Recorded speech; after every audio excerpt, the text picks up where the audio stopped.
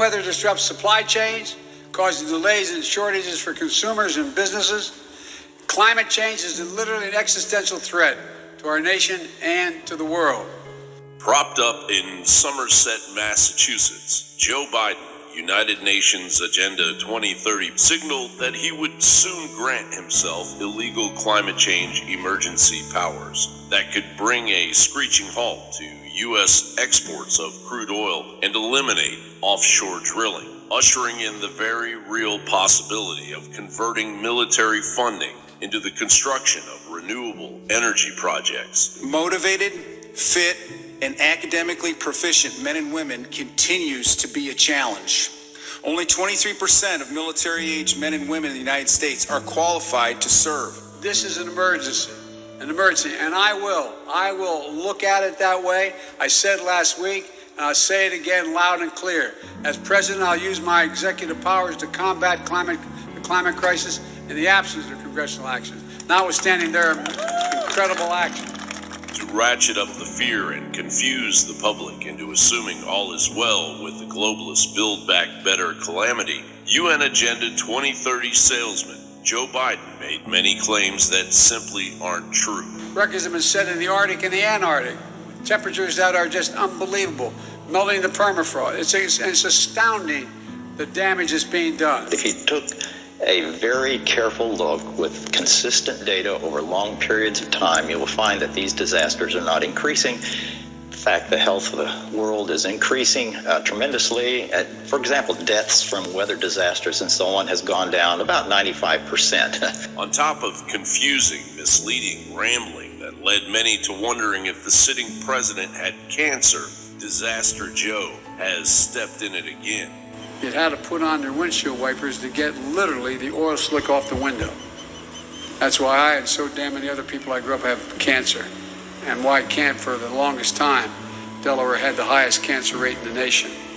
How can you tell that the United Nations Agenda 2030 has already gone off the rails? Well, in the United Nations Declaration for Agenda 2030, the authors immediately declared that they recognize that eradicating poverty in all of its forms and dimensions, including extreme poverty, is the greatest global challenge. Yet the hasty power grab, disguised as a green energy revolution, has already plunged Europe's economy into chaos. Extreme global poverty and mass starvation is the United Nations goal, and the world is responding. I will now outline in more detail how we see the economy and inflation developing, and will then explain our assessment of financial and monetary conditions.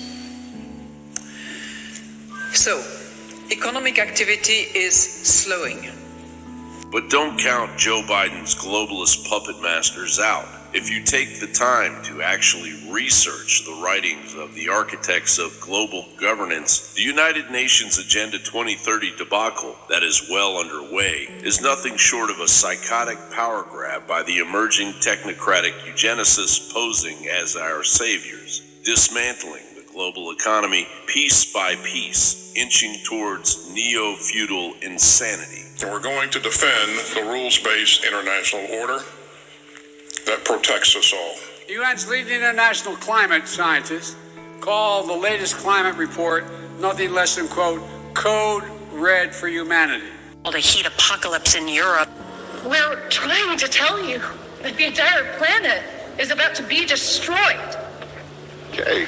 Well, it's, just something we do around here. We just keep the bad news light. Right, it helps the medicine go down. Wow.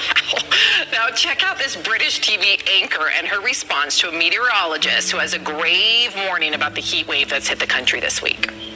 This will not be nice weather. This will be potentially lethal weather for a couple of days. It'll be brief, but it'll be brutal. John, I want us to be happy about the weather, and every single... I don't know whether something's happened to meteorologists to make you all a little bit fatalistic and harbingers of doom. Haven't we always had hot weather, John? I mean, wasn't the summer of 76? That was as hot as this, wasn't it?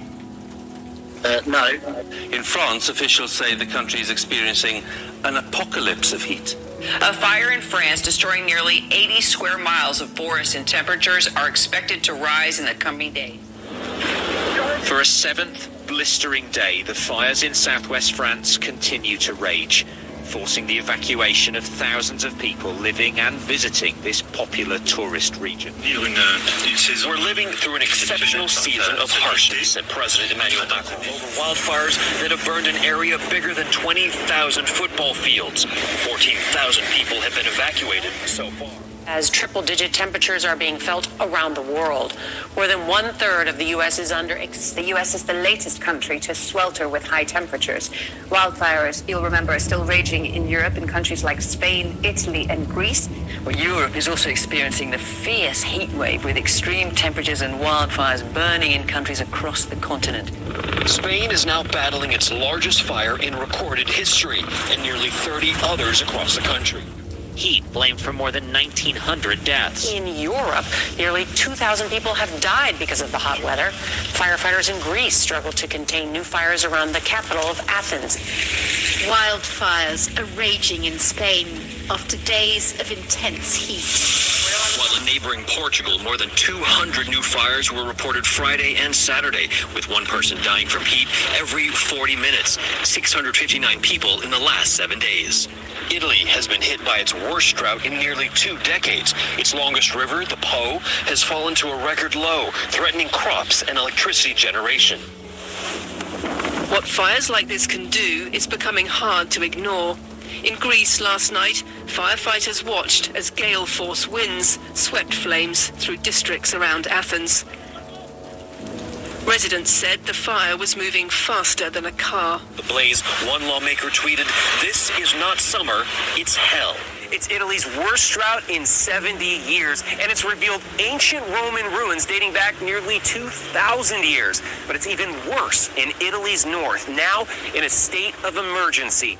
UK officials issuing the first ever red warning. The extreme heat we're forecasting right now is absolutely unprecedented. But the UK isn't used to these sorts of scenes, nor this kind of heat. Residents are bracing for what could be Britain's hottest day ever recorded. With people flocking to the ocean after the government declared a national emergency and first ever extreme red heat warning.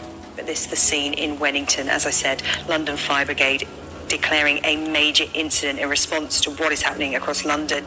We told you how the London Fire Brigade had its busiest day since World War II as it tackled fire caused by record-breaking temperatures. Today we learned that at one point, London Fire Brigade only had 3 fire engines left to deploy for the whole of the capital. In Dartford, a fire burned fiercely next to the A2. This was Dagenham on Tuesday, one of more than 1,100 incidents London's firefighters had to deal with that day, their busiest since the Second World War. It was like seeing from the Blitz side, all the War of the Worlds. It was just windows popping everywhere, explosions. It was, it was pretty frightening, really, all round, really. Well, we're being warned that climate change means these sorts of extreme temperatures will happen more regularly. Periods of intense heat do occur within natural weather patterns, but scientists say they're becoming more frequent, more intense, and are lasting longer.